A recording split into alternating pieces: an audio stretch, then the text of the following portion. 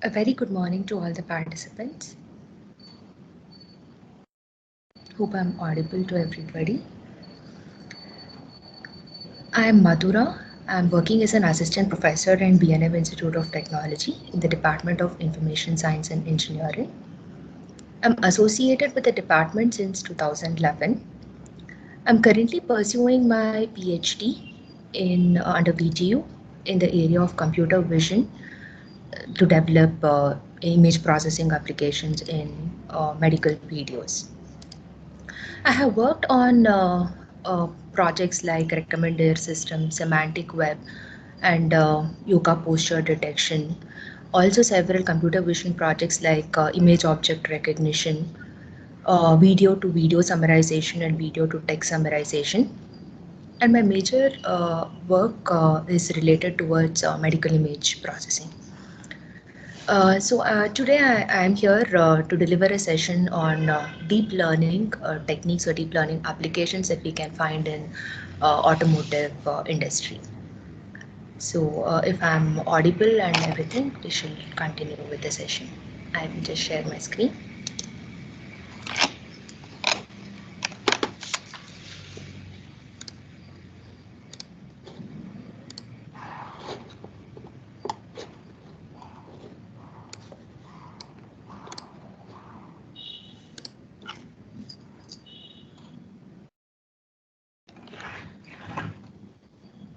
So the agenda of my presentation is like this. We'll start with a brief introduction to the concept of AI and ML, and then we shall go ahead with a discussion on the ML techniques and applications, and a brief introduction to deep learning.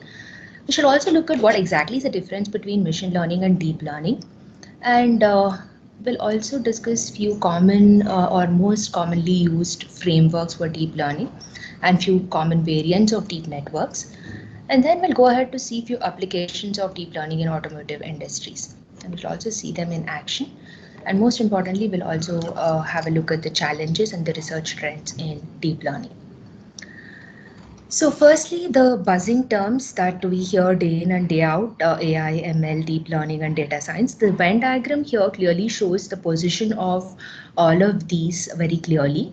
So AI is a very broad aspect, and machine learning comes under that, and deep learning is a part of machine learning. And definitely some portion of data science includes all of this, and data science is so much other than outside AI as well. Now, one thing that must be very clear to us here is deep learning is a very important part, and it is definitely a part of artificial intelligence. So, what has really caused the emergence of AI? So, we know that AI has been there for for many decades, but it has boomed up mostly in the past 2 decades. And that is mostly because of the large amount of data that is being generated day in and day out from the various social media websites, the Twitter, the Facebook, the Instagram. So we see huge amount of data explosion. So which is why the AI has boomed up. Now, one advantage about this is we can use this data so that machine learning and AI can be applied on these data to derive useful insights on them. So what exactly is AI? AI refers to the intelligence displayed by machines, right? So that exactly simulates human and animal intelligence. So if we are trying to bring in the human intelligence onto the machine, that is artificial intelligence for us. Now, what is human intelligence? Now we are intelligent on different levels and on different criterias and on different areas. So even AI is a very broad term. So we may be trying to bring in intelligence, human intelligence into AI on some expert task or some regular mundane task or some formal task as well. So all those applications wherein we're trying to bring or we try to mimic human intelligence into the system is artificial intelligence for us. How exactly are these two terms related, AI and ML? So when we say AI, that is the engineering of making intelligent machines and programs. So exactly trying to mimic the human behavior there. Maybe a mundane or a regular task like understanding something or walking around. So if you're trying to do some regular task there, the system, that could be AI. Or maybe some expert task like some financial analysis or solving some complex math problem. So that could be AI for us. When we say machine learning, it's exactly mimicking the learning behavior into the machine. So on a given task, we expect the machine to learn that completely through the data or the experiences that we provide. So we don't explicitly program in machine learning. So we just give them sufficient, we give the machine sufficient number of examples, and we expect the machine to generalize or learn based on these examples. Okay, so machine learning actually enables AI. So what are the features of machine learning? It uses data. So one thing is it needs lot of examples and lot of data. The second thing is it changes and it grows as and when new data comes in. So it constantly evolves, it constantly learns. So the more the amount of data coming in, the better it is. The third thing is it finds hidden patterns or hidden insights without being explicitly programmed. And then it uses some analytical model building using statistics algorithms to understand the pattern in the data. These are the basic features of machine learning. So what exactly is the difference between the traditional approach and machine learning? So in the traditional approach, we can see here, that we provide the data, we also give a program as to what should be operated on this data, and we expect an output. This is a traditional programming where we know what is the data, we know what operation should be taken on the data, and then we expect an output. What happens in a machine learning approach is we give sufficient amount of data and we also say what is the expected output of these data. And we only expect the machine to generate a model, and this model is good enough to have generalized beyond this data. So even if an unseen data comes in, this model is good enough to work on that data. So in the traditional approach, so we hard code the rules and then we check if we have reached the required result. If it is, then it definitely goes to production. Otherwise, we review the errors and then we rechange whatever we have coded. But in machine learning approach, what we do is we have training data in the form of x1, y1, x2, y2. So x1, y1, we can assume as x1 as input and y1 is the expected output and x2 is the input and y2 is the expected output. So giving these examples, we train the model or we train the machine learning model and we evaluate the model. So if the model has passed its accuracy, then it goes to production. Otherwise, we retrain it so that it learns these examples better. So the second, coming to the second portion of my discussion, the techniques and applications of machine learning. So there are several techniques that machine learning really follows, and it broadly falls into two categories like supervised and unsupervised learning techniques. So classification, categorization, and decision making, all these fall into the supervised learning approach. Firstly, classification. What happens in classification is there are sufficient number of observations or examples that the machine learns. So when a new example comes in, the system will be able to classify that. Or it can also predict discrete or binary responses like class 1, class 2, or 0 and 1. And in this case, example here, yellow, orange, true, false, like that. The second thing is categorization is also very similar to classification, but this is like mostly multi-class. So we have multiple categories, and among the examples there could be so many categories, and the machine learning generates a model to identify all of the possible categories or multi-classes. Next thing is clustering. So in clustering, it is an unsupervised learning approach. So there are two things here. So for all the examples that are given, there are no labeled classes. So there is no target output. So all the machine has to do is it has to group all the similar objects together by computing a distance between these data points. Here what is shown is a 2D, but ideally it is a multi-dimensional space. So the data points in this multi-dimensional space are grouped together based on their computed distance. So this is clustering, which is unsupervised learning. And the next technique is trend analysis. So based on the given data, it can identify the frequencies or in a time series, it can identify what is a pattern of the data that has been occurring, on what times the data really goes high or the pattern goes high or the pattern goes low. So that is trend analysis. The next kind of technique is anomaly detection, where all the data points could be having certain kind of labels or features, and there could be some points which indicate anomalies. For example, it could be some induced attack or some kind of fault. The last and the most important thing is visualization. Last but one is visualization. So whatever is the pattern that is detected by the machine learning model, it has to be shown in a graphical format for the end user to better clearly understand these patterns. And lastly, decision making. I told you decision making is also supervised, or that falls under the same category of classification. So based on the data that is given to the machine learning, so it can generate decision making models that helps in taking some actions or some decisions based on these data. So where exactly are these really applied? So we see various applications of it in image processing, robotics, data mining, video games, text analysis, and even healthcare. When we see image processing, some examples are tagging the image or recognizing the objects in the image or recognizing the characters in the image. Or most importantly, it is used in autonomous or the self-driving cars as well. If we say robotics, so there are so many humanoid and industrial robots also where the machine learning is applied. And yeah, data mining to understand the hidden patterns in the data, like anomaly detection or finding the association rules and grouping and predictions.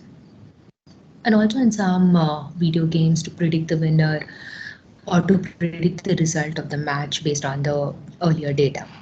Or also in the text analysis in the case of sentiment analysis, spam filtering, or information extractions.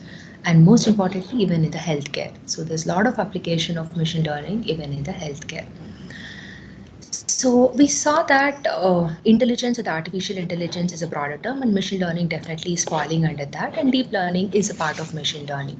So what exactly is the difference between intelligence and learning? So as we humans, we term some person as intelligent. So I may term somebody who solves a great scientific problem efficiently as an intelligent person, or you may term somebody who is mindful or who is more empathetic as an intelligent person. So intelligent varies from one person to another person. So if the only thing is, wherever we try to bring in the human creativity and human thinking or human abilities into the mission, that is intelligence for us. So there is broad range of intelligence. Learning is, we as humans, we may learn several tasks. I may learn cooking, I may learn driving a car. So that learning actually depends on a specific task at hand, and learning should continuously improve. So to learn something, I need sufficient examples or sufficient trainings, and this training could be given to me by my trainer, or I may self-learn. So similarly, the mission may be expecting some data, or it may be learning through some experiences, right? So that is learning. The only thing is it should continuously improve its performance over the task. So how do we know we've successfully achieved, throughout we are trying to mimic the human behavior, or we're trying to do so many tasks that human beings perform day in and day out. So it's the ultimate success criteria. That's a Turing test.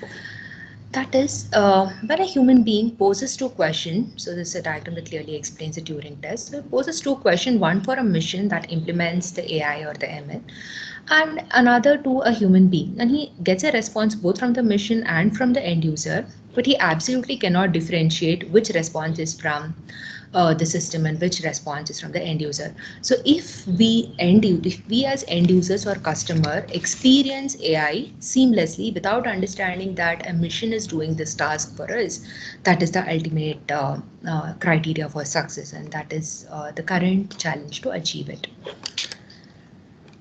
Now, coming to the next portion of my presentation, a brief introduction to deep learning.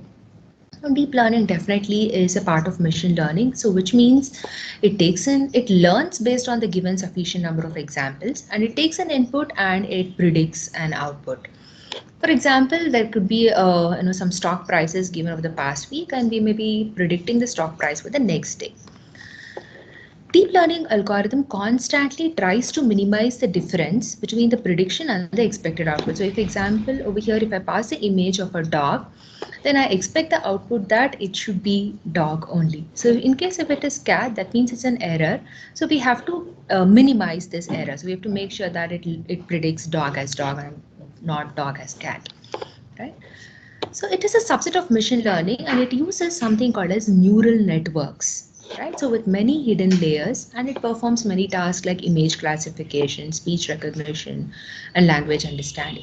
This very diagram here, you can see that the first layer here is the input layer, the second layer here is a hidden layer, and the third one is the output layer. Now, the number of all these things that we're seeing here, all the nodes in this graph that we're seeing here are called as either we can call them as perceptrons or neurons. This is mostly inspired by the human brain, the biological model of the human brain. The number of neurons in our input layer depends on the number of features that we are trying to model in this deep learning. So if I have three things, that means my data has three features.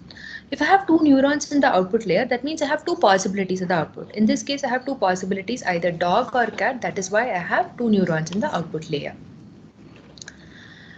The number of hidden layers, here in this example, we have only one hidden layer and we have four neurons in the hidden layer. Why four neurons?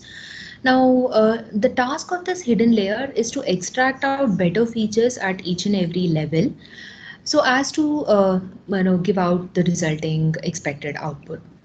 We can have any number of hidden layers and we can in fact have any number of neurons in each and every hidden layer. There is no restriction. That's a network parameter and we can fine tune the network parameter as we like.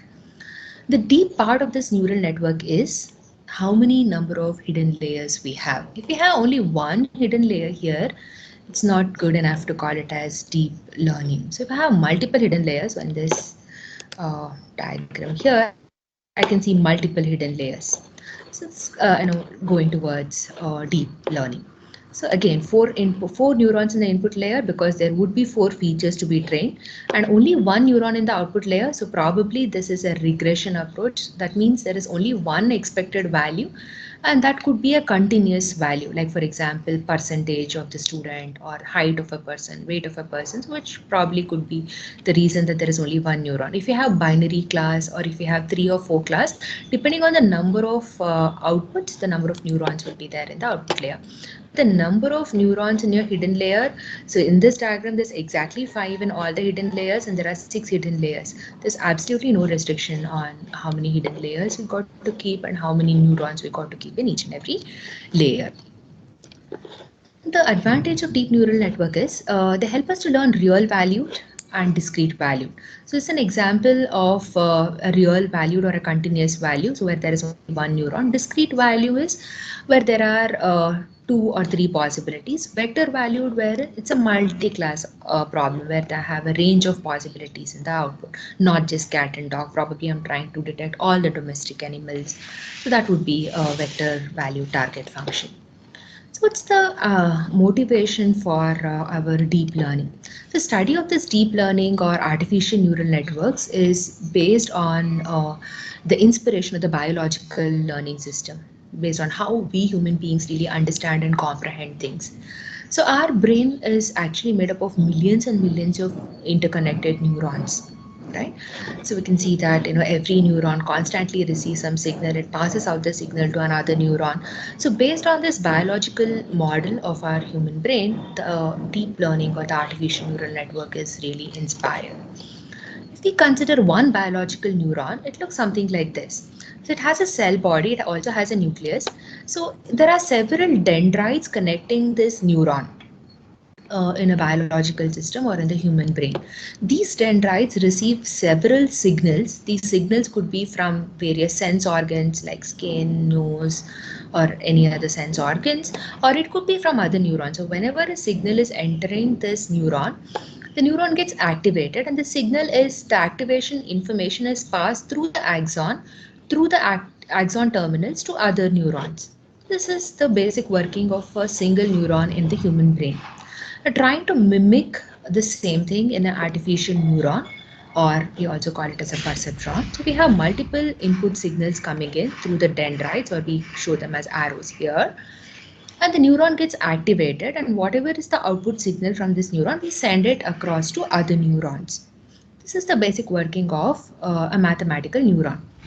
But to better understand this, so we have several inputs coming in A1, A2, A3 and so on. So it can be any number of inputs, but every input has a weight associated. That weight associated simply tells how important is that input to this neuron. So it's basically tells us how important is that particular attribute or that particular input to this neuron. So we have a summation of all of this. So A1 into W1 plus A2 into W2. So we take a summation of all this in the neuron. So what happens inside a neuron is a linear equation of a summation of all of these weighted signals coming in. So that will give us some value, but we expect that the value of this neuron ranges only between 0 to 1. So what we do is we squash it or we try to bring it down to a value 0 to 1 using some activation function. So we can understand an activation function as a function that tries to bring in a very large value to a value between 0 to 1. So it's otherwise also called as a squash function. So once we try bring in the value between 0 to 1, then we output that and that output goes on to other neurons. Herein, I want you to note one more thing. So what happens in an activation function is I told you this linear summation is brought to a value between 0 to 1. As and when the output is passed through the other neurons and other neurons through multiple layers, if these activated value gradually starts to become 0, that is a vanishing problem for us. Or if this activation value tries to go beyond it, that is an exploding problem for us. So we got to ensure that every time these values, these activation values, clearly lie between 0 to 1. So yet another diagram to show the same thing. So we have m number of inputs. All of these are weighted inputs or weighted signals coming to a neuron. So inside a neuron we have, so along with this weighted inputs, we have an additional input coming to the neuron, which is called as a bias. Now this bias is like a threshold. Right, so the summation of all of these x1 w1 plus x2 plus w2 plus so on up till xm wm, if it is only above a certain value, then this neuron should get activated. If it's below that value, this neuron should absolutely not get activated. So this bias is simply an indicator telling us that threshold value. And once we do the summation, the activation function or the squash function takes care of bringing it to the desired value, and the output is sent across to multiple neurons. So this was just the working of a single neuron in our neural network. And definitely the more number of hidden layers, the more deep the neural network is. Now, what are these activation functions actually? So there are so many kind of activation functions. So I've given 3 examples here. An activation function could be a step function. So which means if the value is greater than a certain threshold, then give out 1. If the value is lesser than the threshold, give out 0. So there are only 2 possibilities here, 1 and 0. So again here in a sine function, the value given is again binary -1 and +1. So here if the value is greater than or equal to 0, then we give +1. If it is less than 0, we give -1. The advantage of a sigmoid function is instead of just giving 2 possible values, we have a range of possibilities. So that's why the sigmoid function is given as 1 by 1 plus e to the power of -x. So they're not just binary values. We can have a range. It's a smooth curve. So we can have a range of values ranging between -1 to +1 over here. So other than sigmoid function, there are several other activation functions as well that can be used that will help. So the latest activation functions or the current activation functions that are mostly in use are the ReLU, TANH, or mostly it is the ReLU activation function. So we expect deep learning algorithms to learn a given task. The task could be to differentiate between the images of a cat and dog, or the task could be to identify the objects in an image, or the task could be to convert a text into voice, or whatever the task is. We expect the deep learning algorithms to learn it. It's definitely a supervised learning. So what we do here is we have a set of inputs and outputs in the training examples, and we expect the deep learning to find the association between them. So when we observe this, so we have 3 neurons and the input and 1 neuron in the output. All these edges have a weight associated with them. So we can imagine the structure like a knob. So we have a set of knobs here, and we have to fine tune the knob so that all the weights associated with these edges has to be learned appropriately. So deep learning or neural network learning is all about learning appropriate weights associated with each and every edges that are connected between the neurons. So if we consider an individual neuron, it's a linear summation of wi xi. So xi could be x0 till xn for that matter. Wi is a weight associated. So learning is all about learning the appropriate weight associated. So generally we start with some random weights and we try to fine tune this network so that appropriate weights are given in all the edges. The idea is if the weights are given appropriately, then the expected output is the predicted output is as equal to the expected output. If the predicted output is not equal to the expected output, then an error has to be computed. So what I have here is the squared error, the mean squared error. So yi is the actual expected output and y cap I is the output that is given by this layer. So we're taking the summation of it for all the possible outputs, right? So here in this case, it's only one possible output and divided by n. So this will give us the error. So once we find an error, we definitely have to go back and we have got to start fine tuning. So this is the learning approach. So when I say the learning, now here in the learning of our neural network commonly uses an algorithm called as gradient descent. This diagram here is showing us two possible weights on x and y axis. So W1 and W2 for example. So when W1 and W2 is at some point, there could be an error somewhere, there could be a high error. But the idea is we got to come down, we have to descend down the slope and reach a point that causes the minimal error, right? So this diagram here shows the curve wherein we got to reach the point where the error is absolutely minimum. Ideally, this is not just a two dimension. Depending on the number of weights associated, this is a multi-dimensional space. And this curve here is definitely not going to be smooth. If we observe this curve and if the error is at this point somewhere, we got to bring down this error to this point, to a global minima. But from here, we can observe that in the course of trying to bring this error down by fine tuning the weights or updating these weights, we may end up at a local minima here. We may reach a point here. So as and when we update the weight, we may be, increasing the error, but we have reached a local minima. So local minima is not acceptable. We have to reach a global minima. So which means we have to go ups and downs again, and we may reach so many ridges or so many plateaus. But ideally, we got to come to a point in this error space that we reach a global minima of the error by constantly updating the weights. So we start with some small random value of these weights and we go on increasing the weight so that we reach a global minima of the error. So that's the way in which the deep learning really tries to learn. But one thing for us to remember and to know is learning in a neural network or learning in learning in a neural network or learning in deep learning is all about sorry, I was just looking at the message. It's all about learning the appropriate weight associated with each and every edge in the each and every edge in our neural network. So why deep learning? So we also have other machine learning algorithms, but we see all the way it is deep learning to do any task these days. The importance of it is as and when the data is increased, as and when the data is increased, the other machine learning algorithm increases its performance and they just reach a plateau, right? So the increase of the amount of training data or the increase of the amount of experience that these algorithms get will not affect the performance of it. But the advantage of deep learning is the more the amount of data, the better the performance it is. So as and when our machine is exposed to more and more amount of data, it learns better and better each day. So that is why it is deep learning all the way these days. Now that we initially saw the Venn diagram of the placement of deep learning inside machine learning, so how exactly is deep learning different from machine learning? Now, one way to decide that is on the decision boundary.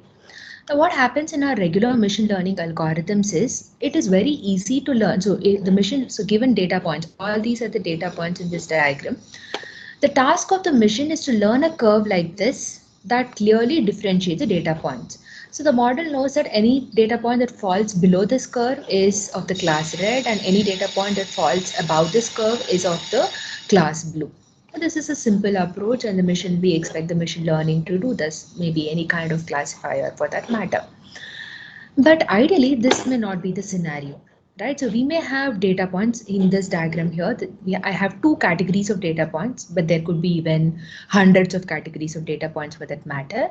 And the distribution of these data points are not very clear, right? So if the machine has to learn something that clearly differentiates between these data points, that is a really complex task. So the decision boundary is complex. Whenever the decision boundary is complex, it is always better to go for deep learning. The second very important thing about deep learning to compare it with machine learning is what happens in machine learning. This is very important for us to know and remember.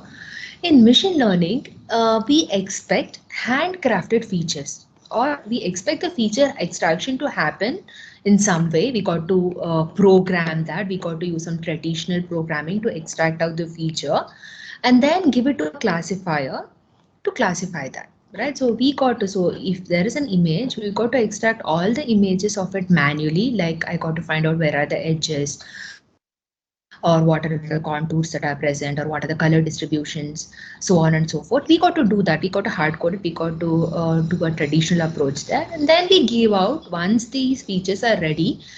Our learning is all dependent on this data, and then we give out, I mean, the model will be able to generalize it beyond the trained examples.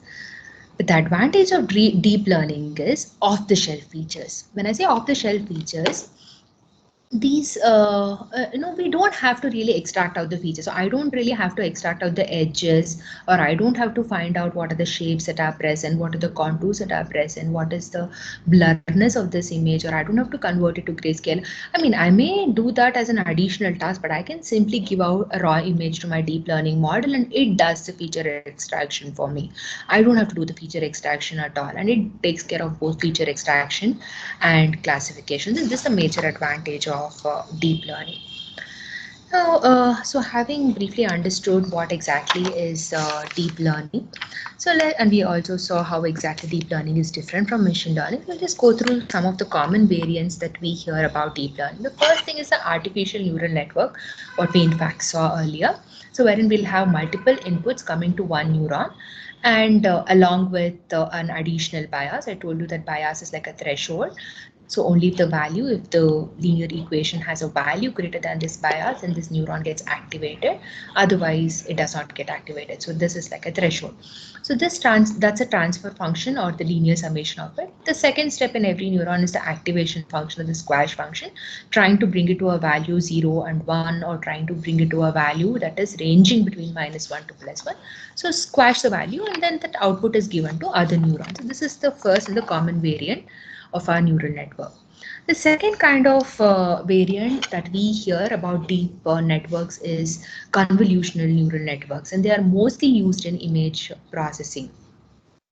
What happens in convolutional neural network, that as we can see here very clearly, is, see, our convolutional neural networks contain so many filters. Right? So what these filters do is they extract out the features. So maybe the first layer extract out. So I told you I don't have to manually find out the edges. So maybe the first layer does the task of finding the edges. Maybe the second layer finds the task of finding the shapes, or maybe the third layer does the task of finding out the color. So the more the number of layers, the better amount of feature or better amount of information we start getting about these images. So that's why the more deep the network, the better it is. So these are the filters which extract out the feature map. So along with these convolution layers, there are also pooling layers. So whatever are the activations from the previous layer, they are pooled and they're given it to the next layer. Along with all this, there will also be a fully connected layer, so that actually finally makes the prediction whether it's a cat or whether it is a dog. So our convolution neural networks, as you can see here, as and when we go through each and every layer, a portion, so we take out one portion of the image and we try to scan that, and then we try to group it across all these kernels or these filters, whatever we call. They pass through each and every layer, extracting out the required features of that particular image. Third kind of variant that we commonly hear these days is the recurrent neural network. So always it is CNN, RNN, and CNN versus RNN, and so on and so forth. CNN is very good for spatial data where we don't lose the information in this entire image, and we get better and better information as we pass through the filters or the layers. What happens in RNN is whatever is the output from that neuron, that is also taken again. So the information is not lost. So once the output is gone out from here, we don't want the information to be lost. We want that also to act as the input again to that particular neuron so that it learns better. So this is a better example. So at every neuron, the output is not only dependent on the value that is coming in, but also on a sequence of the input. So recurrent neural networks are better for time series data like text understanding or converting image to text, or wherever there are time series data, it is always better to go for recurrent neural networks. And if you are solving some problem wherein you're converting an image to a text or you're converting a video to a text, then definitely we need to preserve the spatial data. So we need CNN. We also need RNN because we need the time series data. So we may be solving some application that uses a combination of both CNN and RNN. So what are these different kinds? So we saw a multi-layer perceptron or the ANN, and we also saw a recurrent neural network and convolutional neural network. So in the case of multi-layer perceptron, it's mostly the tabular data that we require, and CNN is best suited for the image data. For audio, text, and time series data, it's always better to go for RNN. And recurrent connections are only present in RNN, and parameter sharing between the neurons happens only in RNN and CNN. It does not happen in the case of simple ANN. Spatial relationships are maintained in CNN, but all the three kind of neural networks or the deep neural networks, in fact, have this vanishing and exploding gradient. So vanishing and exploding gradient is as in when we pass the information from one layer to another layer, ultimately the information we are squashing it throughout and it should not become zero. If it becomes zero or if it goes less than -1, in the case of squash functions, then it is definitely vanished. There's nothing else to pass the information. And if it tries to explode beyond the acceptable value, that's again a problem. So vanishing and exploding gradients are definitely a problem in, or a lacuna that is present in all the three kinds of. So our gradient descent should take care that, and this happens especially when we get stuck in a local minima or a plateau or a ridge. So we got to reach the global minima. If we don't do that, then we may end up in vanishing or exploding gradient.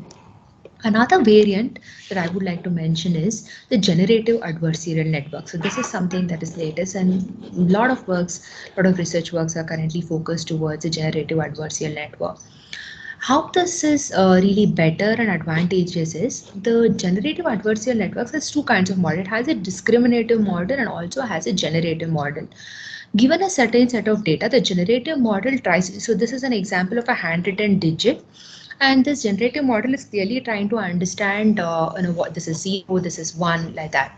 Now, what the discriminative model does is, it tries to test the generative model. It tries to, the discriminative model just learns based on the given data. The generative model tests the discriminative model. It tries to bring in some noise. It's mostly like, an editor and a writer. So a writer is a discriminative model which writes it, which learns it, and an editor tries to give the comments and tries to make the discriminative model better.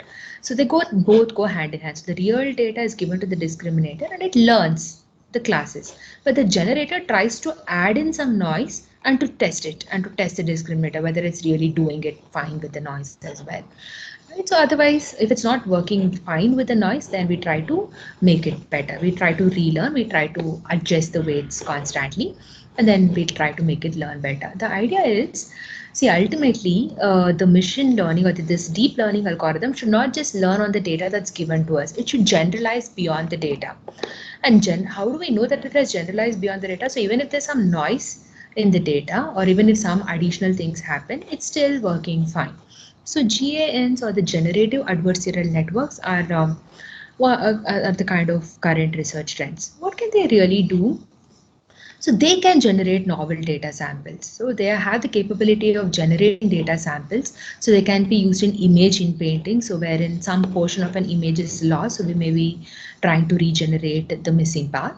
and we may be trying to improve the resolution of an image, or we may be making the neural network adopt to a different domain, or we may be trying to remove some noise in some images, especially in the medical field.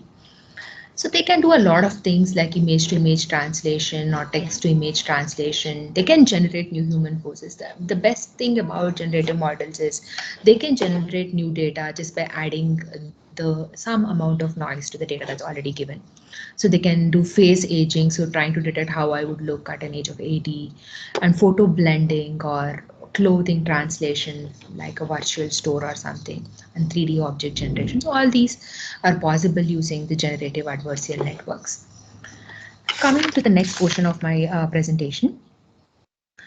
Yeah. Okay. What are the common frameworks? So if I got to implement a deep learning, so I mean generally it's Python all the way people use. So there are so many frameworks that help us to develop these deep neural networks like Theano, TensorFlow, Keras, Scikit-learn. So these are the common libraries. So few pointers that we can do is, see, right now we know that deep learning is about generating a model based on the given data. So we given huge amount of data to our deep learning, and we expect it to generate a model. And sometimes these trainings, depending on the amount of data, may span across some 10 to 15 minutes, or it may span across half an hour. And sometimes, depending on the efficiency of our mission, it may even span across days just to train the model. But we don't want to miss out on something. So if I'm putting my model for training for probably one day, then I don't want to miss out something. So I can add some checkpointing so that at every point, as a hierarchical data format, or as an HD or an HD file, the data model could be saved at some point so that I don't lose out. So at the end of one day of training, I should not lose out that model. So if I have some checkpointing, that would be saved at some point. Reduce overfitting. So the one problem with the deep learning is, so the more the amount of data we give, and the more the number of times, the number of terms we go through the iteration of generating the output, calculate the error, and revisit and change the weight, we may be making the model learn exactly or perfectly fine to the training data. If the machine learns perfectly well the training data, but it is not in the capability of doing better for the test data, that is overfitting for us. So if the model is overfitting, then that means if it's not performing well on the random test data, then we can add some layers called as dropout regularization layers. So these dropout regularization layers, so just drop out one layer of our deep network, so that we just say, okay, you've learned 100% best for this training data. We don't want you to do 100% for the training data. We want you to do better on the test data. So we may just drop out some layers. Or we can lift the performance with the learning rate schedule. So we can start with a small learning rate, and when we can give small momentums to the learning rate, and if we find that the learning rate is exceeding beyond that, so learning rate should also be a value between 0 to 1. The smaller the learning rate, the smaller increments we give to the weights. The higher the learning rate, the higher increment we give. If we give higher increment, then we may miss out the global minima. So it's always better to start with a smaller learning rate and give gradual momentums. And if we come across a point that learning rate is really high, then we can decay or we can get back to a lower value. And the next important pointer for us to remember when implementing deep learning models is we have to generalize with the data augmentation. So there may be a limited amount of data, as we can't expect huge amount of data that's available to us at all the times. So but we have to generalize beyond this data. So we got to augment the data. So if I'm only given 100 images and I want my machine to learn, wherein I want probably 1,000 images for the deep learning, then I got to augment these 100 images. So I got to rotate the image, I got to shift the image. So I got to bring in some translations into that, so that the machine gets the other remaining 900 images as well to learn it better. So any deep learning model that we create has this life cycle. We define a model, so which means initially we create a sequential model, and then we add all the configured layers. I mean, depending on how many ever number of hidden layers we want, we can go on adding them, and we can fully connect them, or we can connect it to some specific neurons. So once we create the model, we can compile the model. So we have to specify the loss function. So this loss function optimizers are the one that helps in gradient descent. So ideally, it has to descend down to the global. minima. There are several kinds of loss functions like what we saw, the mean squared error or the logarithmic error or the entropy loss or the hinge loss. There are also various kind of optimizers. Adam optimizers is commonly used, so there are SGD, ADA delta, RMS proof, several kind of optimizers as well, and they help the machine learn it and reach a global minima. Then we got to fit the model on this training data. So we got to call the fit function, and we got to predict on the test data. So we got to evaluate its performance and predict and run the prediction. This is a general sequence of steps that is follow. So we'll just go through this. Just give me a moment. I will share. Okay. So this is one example of training our creating a neural network with Keras. So Keras is one of the framework to create a neural network. So we'll just see how this is done here. In fact, run this. So what's happening here is, so I've imported from the Keras library, I've imported sequential, and I've also imported the library dense, and I've also imported the NumPy library as NP. So I've used a data set called as PyMar Indian diabetes.csv. And what I've done here is I've divided the data set into X and Y basically. So X is all the rows uh, for all the columns from 0 to 8, and 8 so X is the all the input features and Y is the target or the output feature. The first thing is we saw the model life cycle. The first step is to create the sequential layer. That's like the input layer. Then we go on adding all the hidden layers. So we can add any number of hidden layers. We also can also specify the dimension of that layer and the activation function. In two of these cases, I'm using the ReLU activation function. In the third case, I'm using the sigmoid activation function. We can change it. You can use any activation layer. ReLU is supposed to be really good. And then after adding all the layers, we got to compile the model by specifying the loss function. The loss function basically identifies what is the error and it tries to run it. And the optimizer I'm using here is Adam. Again, the other optimizers like SGD, RMS proof can also be used. And the metrics we're taking here is accuracy, precision and recall are the other metrics that are generally used. The next step in our life cycle is to fit this model. So based on the given training data and the expected output, we are running this 150 times. Why 150 times? So we are forward propagating, computing the error, and then again going back and then fine tuning the errors and then doing all this 150 number of times. Why 150? I may just change it to 100. I may change it to 200. This only tells me how many number of times or how many iterations should this entire cycle go through. And I've given the batch size as 10. Again, these are all the network parameters which can be changed. Finally, we got to evaluate the model. So so the metric name that we are using here is accuracy and printing the percentage. So when I ran this, so basically I've run it for 150 iterations or 150 epochs, and I can see that every time the accuracy is getting changed, and the idea is the loss has to continuously decrease. But sometimes we may see that loss is going down and going up. So this is the local minima is there. So we go down and sometimes we have to go up in the gradient descent just to reach a better point in our network. So that was a simple neural network with Keras. Now I also gave you a pointer that we got to improvise the generalization with data augmentation. I'll just show you what's being done here. Now the advantage of data augmentation is that if we have limited number of data, then and we want the model to learn beyond these limited amount of data. So we need a large amount of data for a deep learning to happen. So with limited amount of data, whatever we have, we try to bring in additional data. So what's being done here is again using the Keras library itself. I've imported the MNIST data set. So this MNIST data set is for the handwritten digit recognition. There are thousands of images of handwritten, which are mostly in grayscale, and we try to identify what digit it is. So we've loaded the data set and we've divided them into train and the test. So our Keras is taking care of dividing that. And then we have, since all the images are 28 cross 28 and there are no three channels, there's only one channel since it is a grayscale value. So we are reshaping to the required size, the train and the test data. and then we're converting them into the floating point values.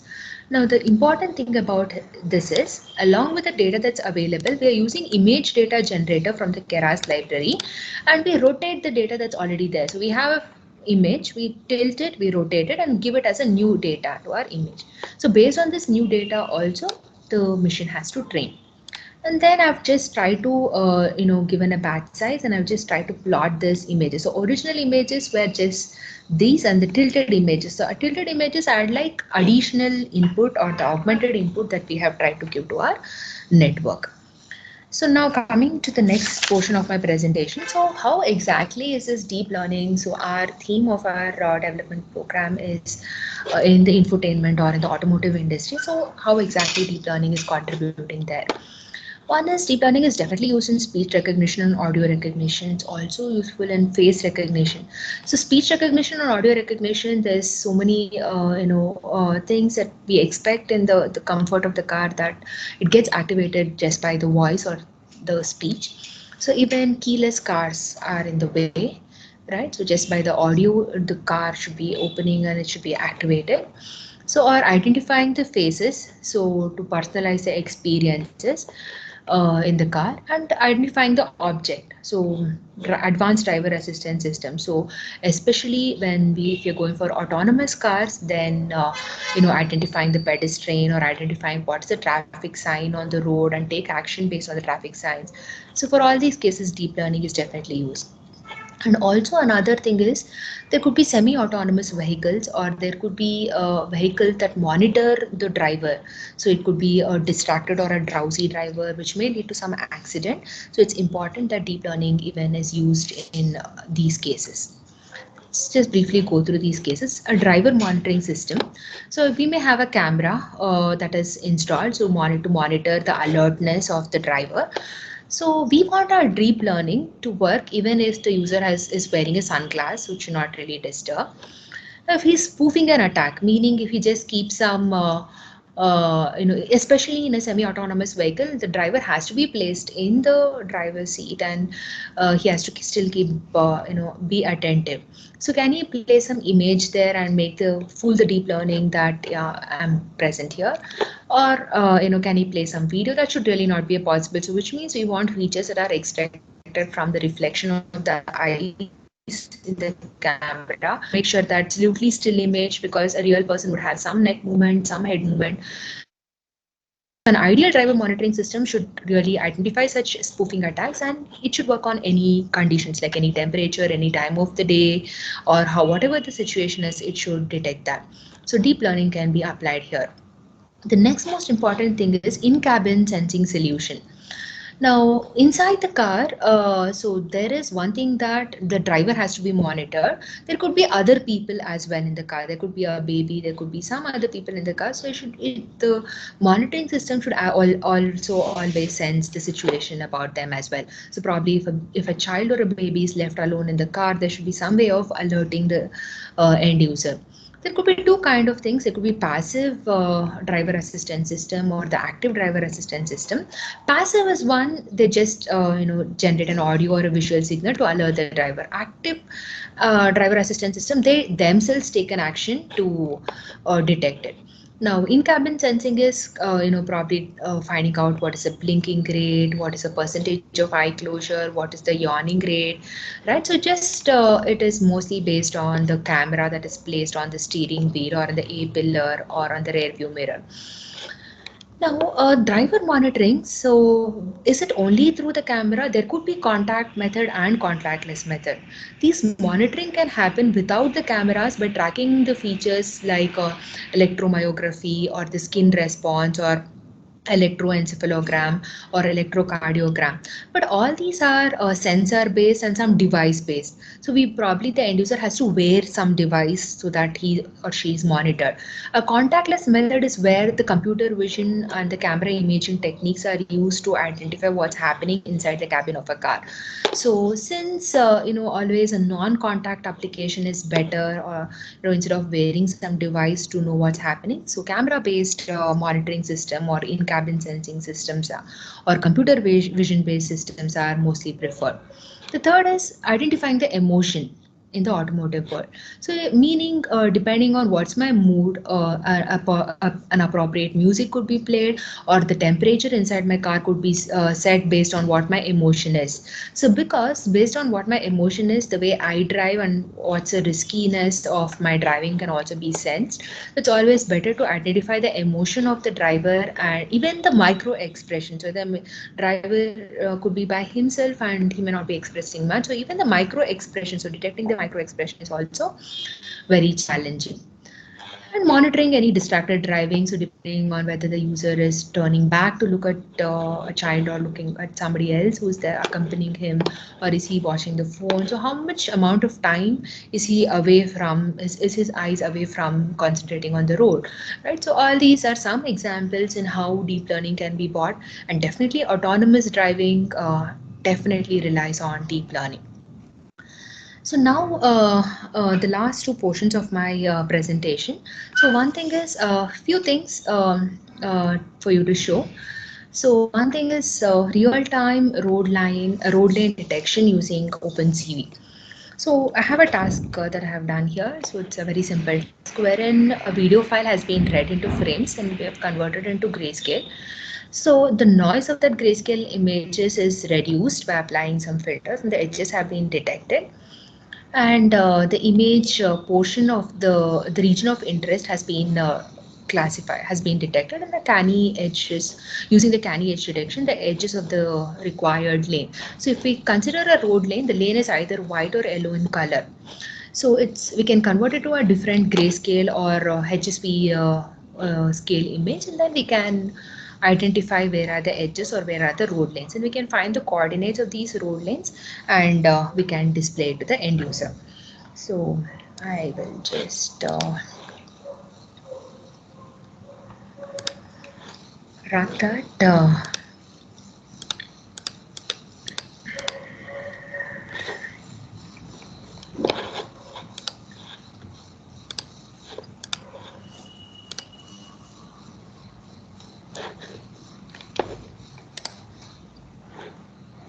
So yeah, it's taking time to run the complete video. So this is one way where by converting, dividing the images into multiple frames and then converting into grayscale. Instead of grayscale, we can even convert it into HSV space, because we can see that these road lanes are generally yellow or white, and then we can detect out the edges and find out a region of interest. So for example, only this lower portion of the image was more of importance to us. When an autonomous driving is happening, we would not be interested in the upper portion of this image. We can just give the coordinates, the lower portion of the image, and then we can uh, try to detect the lane, right? So this is one of the application of using computer vision on that. The next important thing in autonomous driving is to detect the pedestrians. So what we have done here is we've taken an input image that has several pedestrians, and we've normalized the image by reducing, by computing the gradients, and we've taken the orientation, the spatial of the orientation of this, and we've even overlapped all the spatial blocks of that particular image. Okay, and then we have used histogram of gradient. So histogram of oriented gradients is used to detect the pedestrians which are present in the particular image, and then we've used the support vector mission to find out if an person is present, if a pedestrian is present, or if it's not a person, right? So what this histogram of oriented gradients does is it directly checks the surrounding pixel in each and every pixel. For every pixel, it checks the surrounding pixel, and it finds out how much darker is the surrounding pixel. Right, so it draws out the darker portion. So basically, we can find out where is uh, where are the pedestrians in that particular image. Okay, so I have some problem here. This iMutil library is not this, so I'll not be able to show this on the system.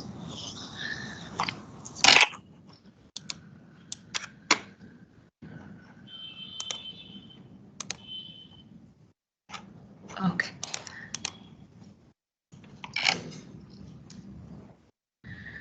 Yes, I will definitely be sharing the PPT. I was just checking the message here. I will be sharing the material, whatever is there over here.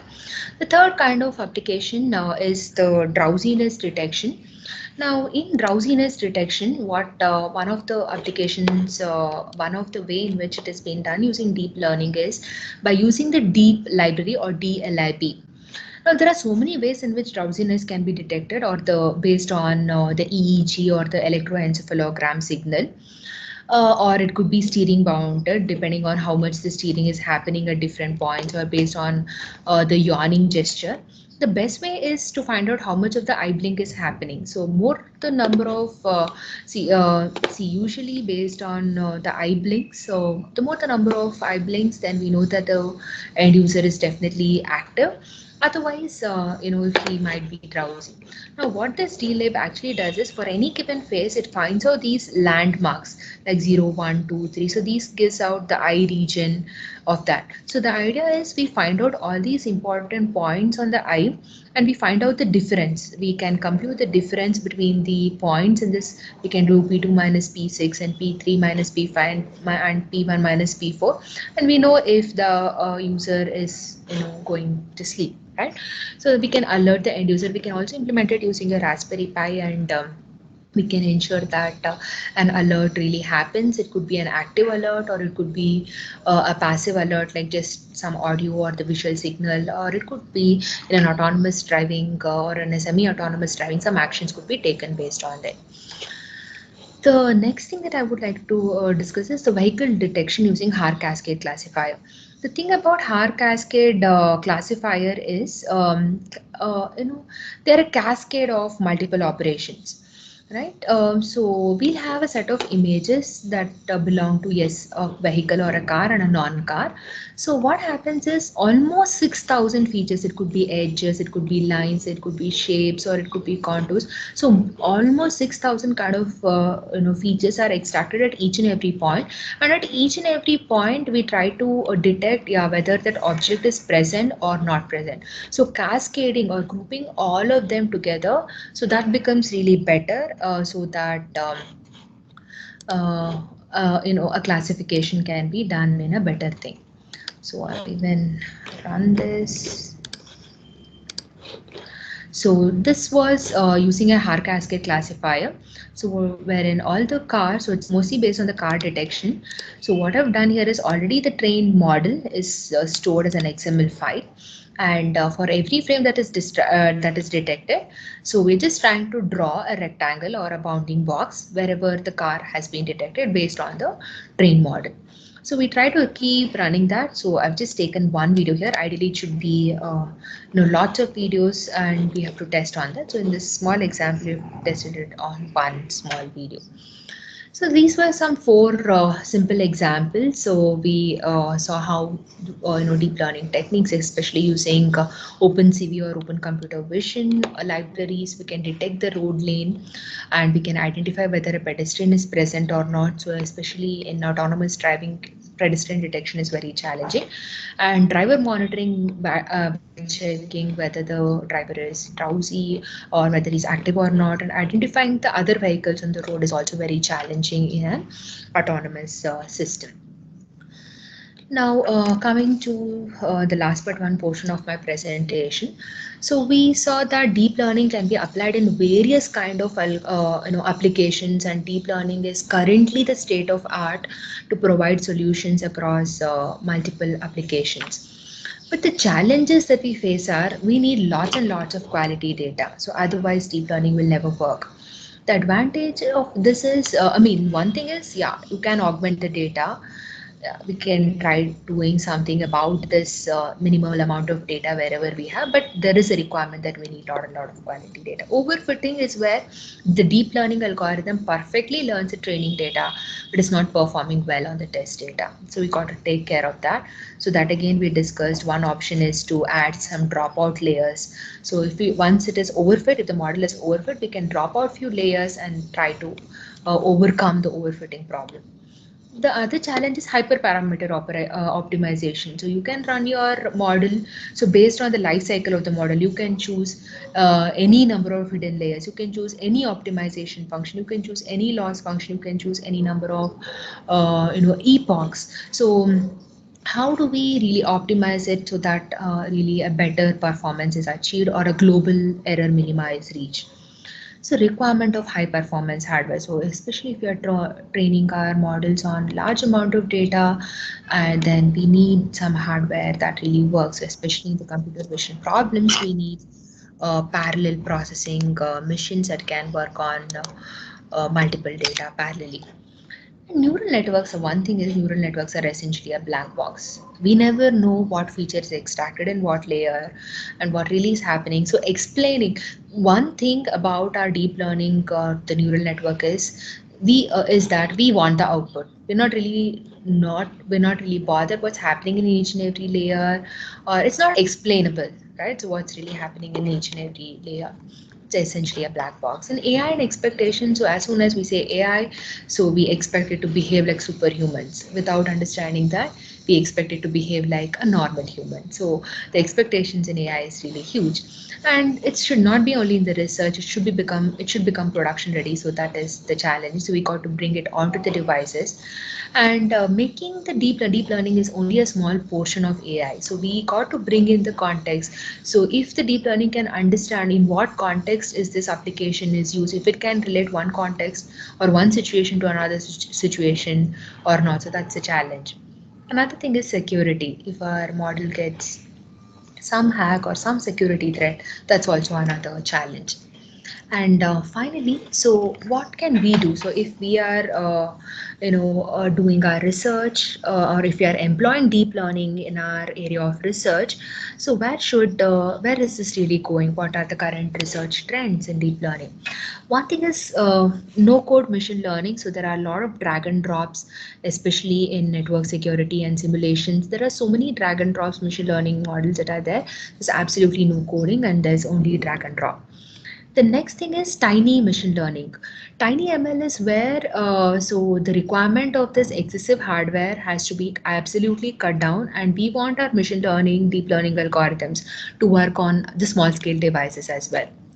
Auto ML is where the whole problem of the requirement of the labeled data.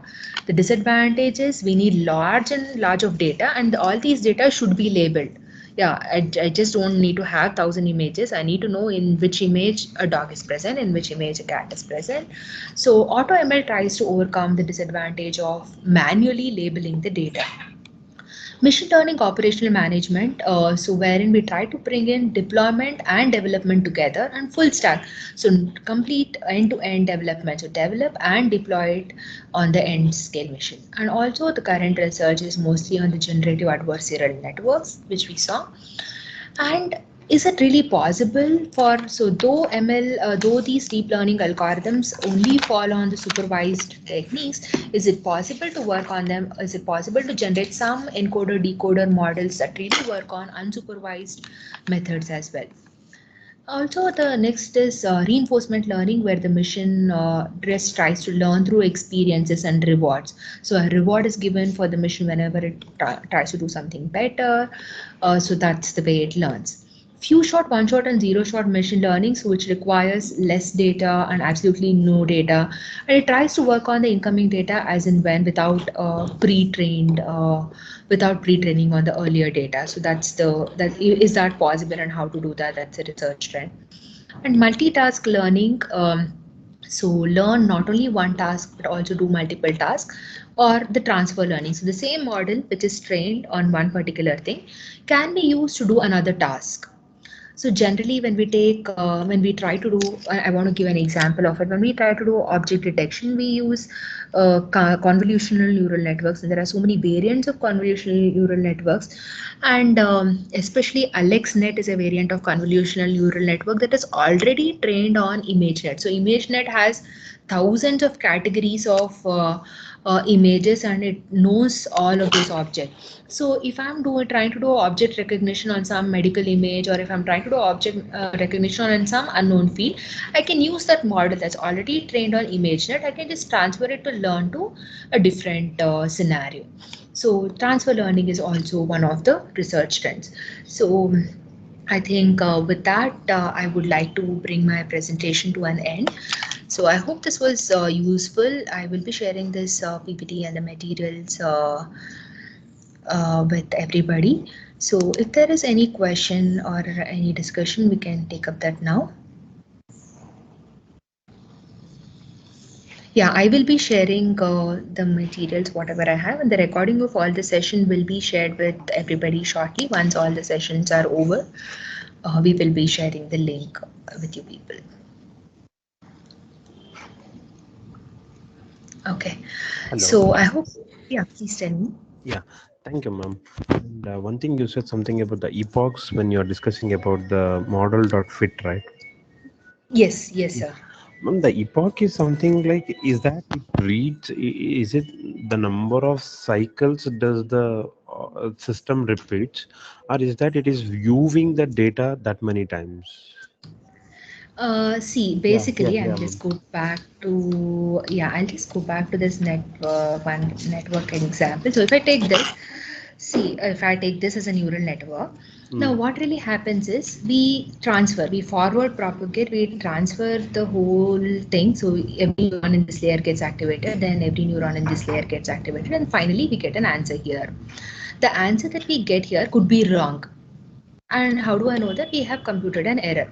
Now, based on this error, we may want to redo it. We want to bring this error as down as possible, close to zero. So we repeat it. So we repeat the whole step of propagating, computing the error. So propagate, compute the error. So that is epoch. So how many times it has to complete the cycle of going from the input layer to the output layer? That is epoch for us. And one thing about epoch is the more number of epoch, the better it is.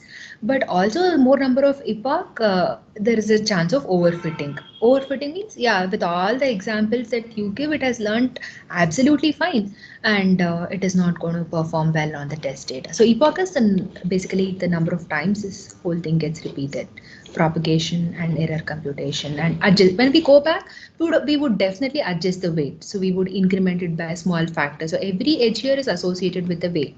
And we got to only understand this one thing, that neural network or deep learning is all about learning these weights, appropriate and exact weights associated with these edges. Yeah, ma'am. Thank you. And Okay. that thing you were just, ma'am, can you just go to the last slide, last but one or last slide? Yes. Just a second. Yeah, this one, I guess. Yeah, Challenges and research trends. yeah, challenges, okay. And you just spoken about something like AlexNet, right, ma'am? Huh, Yeah, yes. ma'am, one thing it's specific to my work, I'm just asking. Okay. Okay, ma'am, Yeah, like, please tell us. yeah, we have a pre-trained model, right? For example, now we have Yes. AlexNet, we have something like ResNet. Yes. With the Yes. ResNet, we have something like VGG16, something like that Yes. we have. And one Yes. thing which I have come across is, like, in that ImageNet data set, whatever the data set is Mm. been available, Mhm. right, ma'am? Now, Yes. Yeah. how I can make those data sets to work with my, like, my data sets? Because I'm just working more on images only. And my See. question is, yeah, ma'am, yeah. Mm. Yeah, please continue, sir. Yeah, my Tell me question your is something question. like, when the image, when it is actually like, getting trained on the ImageNet, which is already available for the images, and how I can make that to work by to my particular data sets, as in, like, is that we are changing any the last, like, how we have for the classifications to classify either that is being dog or a cat, like that, no? Is that Yes. we, yeah. Yeah. So what happens is, so in case you're performing some object detection or Mm, something, some task, mm, so your advantage here is you already have a pre-trained network, right? So you have AlexNet that is already trained on the ImageNet dataset. Whatever categories of images objects are there in the ImageNet, already your neural network can recognize that. Now, if you wanted to add on with some additional objects or some additional tasks, then we got to use a pre-trained model. So the pre-trained model already has some set of weights and set of layers and everything. Now we got to build on that network. So we add additional layers, we add additional fully connected layers, additional kernels, and so along with the existing network, we got to build on it additionally. So the advantage is some portion of the work is done and we got to extend on it. So that is where definitely transfer, that's what is really transfer learning for us. So we got to use that model, we got to just import that model and we got to build on that model. Okay, okay. Yeah, I got that, ma'am. Like, you mean to tell that there are some features which has been extracted for any images it is. Yes, Yeah. For yes. example, there may be thousands and hundreds of, like, thousands and lakhs of images. In that, it has been already trained to extract some features, right? And Yes. when I give my data set on that data set, including that features, I have to specify what is the feature it has to be extracted, right? Exactly. By Yeah. giving Yeah. out additional layers, and Yeah. you got to train on those additional layers as well. To get them, I guess, of course, if it is a pre-trained model, surely we get a good accuracy itself. But one thing I have seen that, by seeing the accuracy itself, we cannot tell that the model is working right, because we have many performance metrics also. Yeah, we have Yeah, precision F1 score, yeah, and also what matters is on which data are you really testing. So okay, if you have just divided, an existing data, and then we got to really test it on some real-time data and some unknown data. Then only we'll know the real performance of the model, than just dividing the existing data set into, generally we follow the 80-20 rule. We divide it into 80 training and 20 testing, and we test it on the same data. So but the model's real accuracy is understood better when we put it in a real time usage, and when we try to test it on some absolutely unknown scenario. okay, okay. Thank you. Yes, sir. Okay. So any other questions? Hello, ma'am. Yes, sir. Ma'am, thank you for the wonderful session. Really, your explanation was very clear and pleasant. Thank you, sir. Thank you, ma'am. Ma'am, if possible, please share the PPT, ma'am.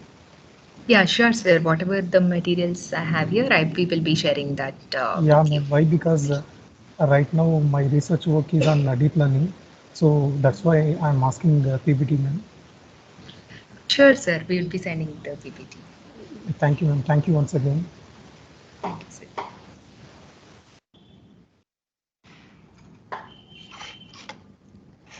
Okay. So thank you all. I thank Dr. Srividya ma'am, the convener of this program, for giving me an opportunity to present in the FDP. It really means a lot to me that she gave me this opportunity, and I hope this session was informative to all of you. I just try to put all my efforts to bring in all the required information here. So I hope it was useful to you. I will be sharing all the material with everybody. Thank you all.